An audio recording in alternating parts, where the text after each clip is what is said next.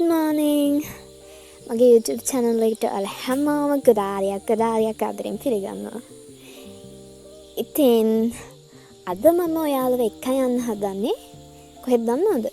අපේ වත්ත පෙන්නන්න. මං හිතනවා ඔයාලා ආස වෙයි කියලා. ඉතින් දිගටම මාත් එක්ක එන්න. ඉතින් තවත් ලස්සන දවසක හරි අපූර්ව ආරම්භයක්.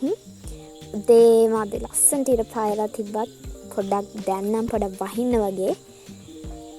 ජීවිතේ අපි අකමැත්තෙන් කැමැත්තෙන් අපිට වර්තමානයේ ජීවත් වෙන්නේ වෙලා තියෙන අමාරු කාලෙක වගේම තරංකාරී කාලෙක ලෝකෙක.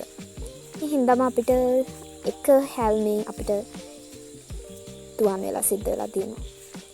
මේ නිසාම ඉතින් අපිට එක මොහොතකට හරි හිත පෙරෙන්නේ හිතේ හැටියට හුස්ම ගන්න, මේ ගහකොළ වලින් මේ දැනෙන සනීප ගැන හිතන්න, ඒ සනීපේ විඳින්න අපිටම අමතක වෙලා. ඉතින් මම හිතනවා මම හරි වාසනාවන්තයි කියලා. මොකද මේ වගේ ගමක ඉපදෙන්න හැමෝටම වාසනාව ලැබෙන්නේ නැහනේ. ඉතින් ඒ වාසනාව ලැබෙන්නේ අපි කී දෙනාගෙන් කී දෙනාටද? මේ සාමකාමී ජීවිතය තමයි මගේ තෝරා ගැනීම.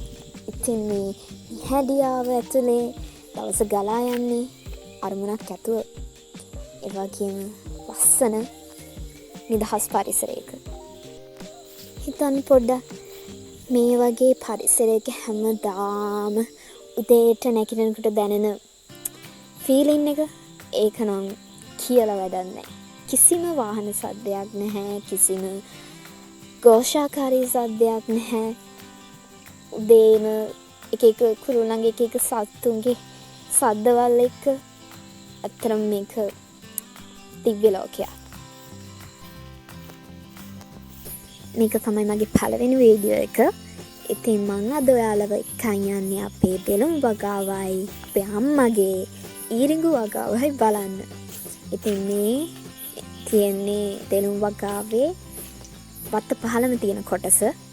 මේකේ තනින් තන පොල් වගාවේ පොල් හැමතැනම තියෙනවා. ඔයාලා දැන් බලනවා ඇති මොනවද මේ දෙලොම් ගස් අතරේ තියෙන්නේ මොනවද කියලා. මේ තමයි කිව්වොත් මේ වී තමයි වපුරලා තියෙන්නේ. මේ දවස්වල කන්නේනේ. ඉතින් එතනින් එහාට තියෙන්නේ වගා පොකුණ අපේ. ඒක දැන් ෆුල් පිරීලා තියෙන්නේ මේ දවස්වල වැස්සත් එක්ක. ඒ වගේම දෙලුම් වල කොළත් ඇවිල්ලා ඒ වගේ අලුතින් කොළ එනවා. හරිය ලස්සනයි රතු පාටට.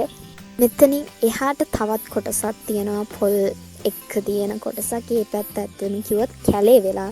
ඒ පැත්ත සුද්ධ කළා නැහැ. ඒ පැත්තේ පුවක් වගාවත් ඒ පැත්තේ තියෙන්නේ. ඉතින් ඒ පැත්තට යන්න බෑ. තනිකර කැලේ. ඉතින් පොඩි තැන් තමයි මම වත්තේ ගත්තේ ඔයාලට පෙන්නන්න.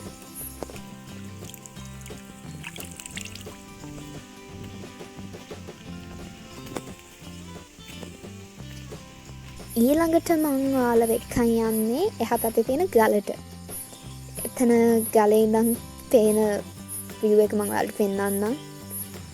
මෙන්න මේ විදිහට තමයි අපි දැන් බලපු කොටසේ view එක තියෙන්නේ. මේ ගල තියෙනවා අපේ ඉඩම ඉවර වෙනකම් එහා පැත්තටම. දැන් මං ආයෙ ඔයාලව එක්කන් යන්නේ කොහෙද දන්නවද?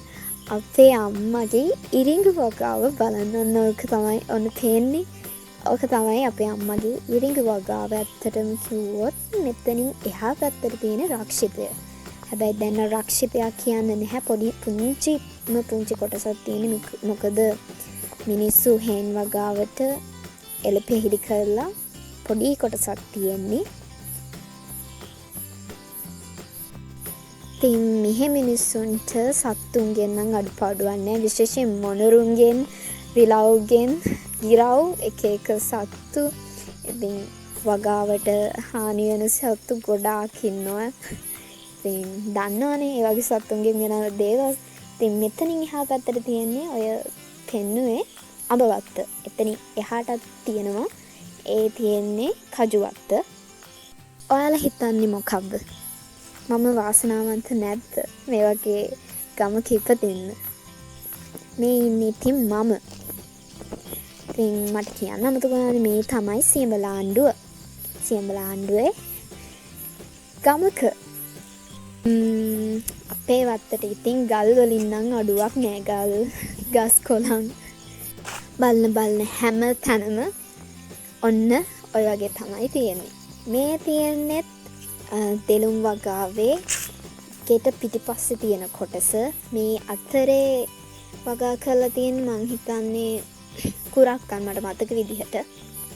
පහුගිය දවස්වල වැස්ස නිසා පොඩ්ඩක් ඒවා කුරක්කන් පොඩ්ඩක් ඈලි මෑලි වෙලා තියෙනවා. මේ දිගටම ගියාම වැටෙන්නේ අපේ ගෙදර පිටිපස්සට. හැම තැනම පොල් ඒ වගේම මේ වත්ත මේ දවස්වල සුද්ධ කරලා නැහැ. මොකද පේනවනේ හැම තැනම වල් වෙලා කැලේ වෙලා තියෙන සුද්ධ කරලා නැහැ. හැම තැනමට යන්නත් බෑ. මොකද මේ දවස්වල සීතල නිසා සල්පේ එක සත්තු ඉන්නවනේ. මේ තියෙන්නේ අපේ ගෙදර පිටිපස්ස. පිටිපස්සේ ගලක් එක්ක තියෙන්නේ මේ අන්නාසි. අන්නාසි හැම තැනම තියෙනවා. ගේ ඉස්සරහත් තියෙනවා. අපේ ගේ තියෙන්නේ පොඩක් පාරෙන් අතුලට වෙන්න ඉඩමට. අද මට මෙච්චර ඔයාලත් එක්ක ගේන්න පුළුවන් වෙන්නේ. ඉතින් ඔයාලා මගේ වීඩියෝ එකට කැමති නම් subscribe කරන්න අමතක කරන්න එපා. දිගටම මාත් එක්ක ඉන්න. එහෙනම් පරිස්සමෙන් ඉන්න. ඊළඟ වීඩියෝ එකේදී අපි හමු වෙමු. bye.